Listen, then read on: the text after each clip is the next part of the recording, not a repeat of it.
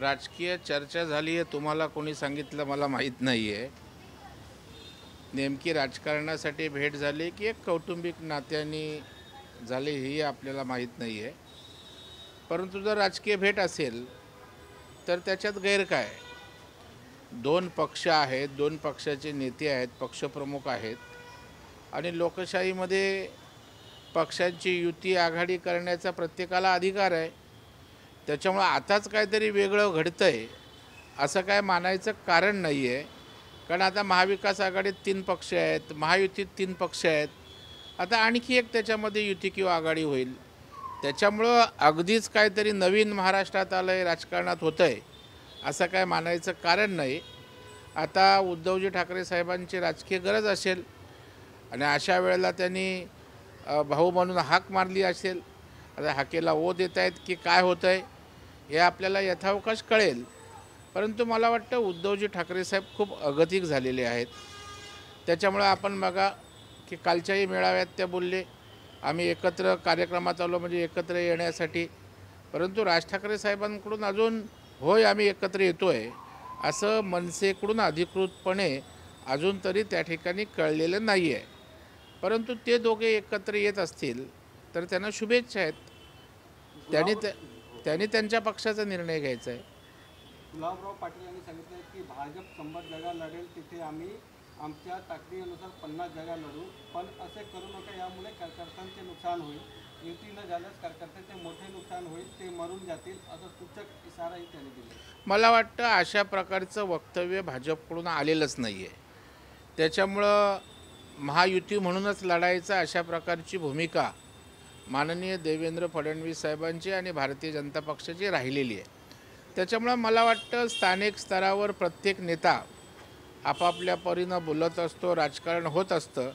परंतु शेवटी पक्ष म्हणून आज तरी माझ्या माहितीप्रमाणे महायुती म्हणून सगळीकडे एकत्रित लढण्याचीच भूमिका आणि मानसिकता आहे.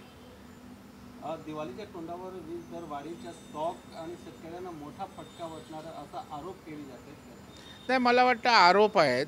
सरकार त्या ठिकाणी कुठलाही निर्णय घेत असताना शेतकऱ्यांवर भुर्दंड येणार नाही याची काळजी घेत आहे.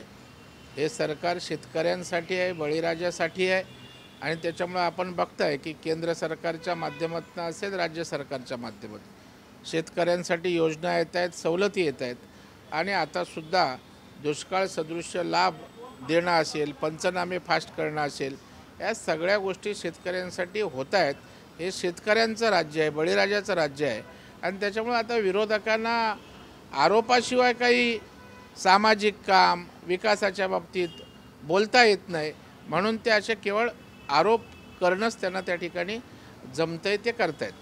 रवींद्र धंगेकरांनी आरोप केला आहे की पुण्यातील गुंड निलेश चंद्रकांत पाटलांच्या कार्यालयातील पाटील नावाच्या व्यक्तीचे संपर्कात आहेत. मला वाटतं आता रवींद्र धंगेकर हे आमदार नाही आहेत.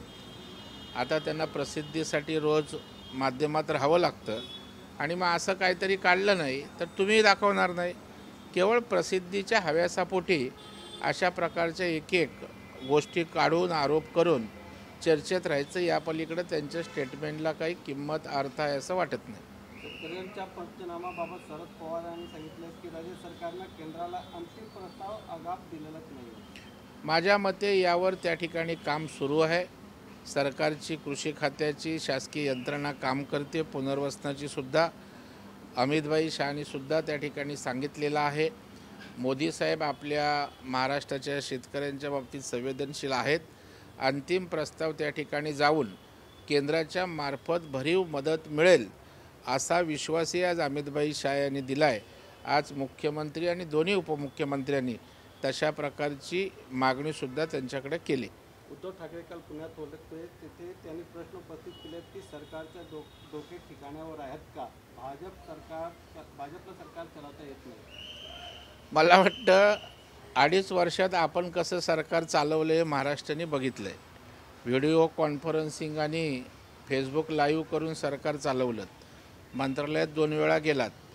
केंद्राचंही सरकार उत्तम मोदी साहेब चालवत आहेत.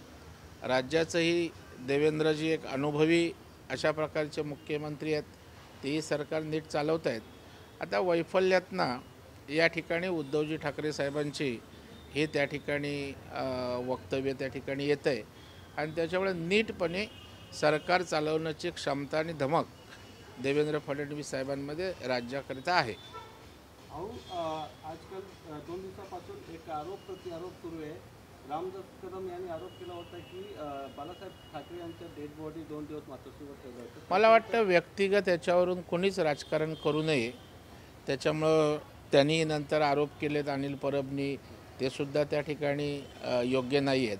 आणि मला वाटतं गेलेल्या व्यक्तीवर किंवा झालेल्या अपघातावर अशा प्रकारच्या व्यक्तिगत स्तरावर टीका टिप्पण्या करतं मला लोकांना आवडत नाहीत आणि ते कोणी करू नये.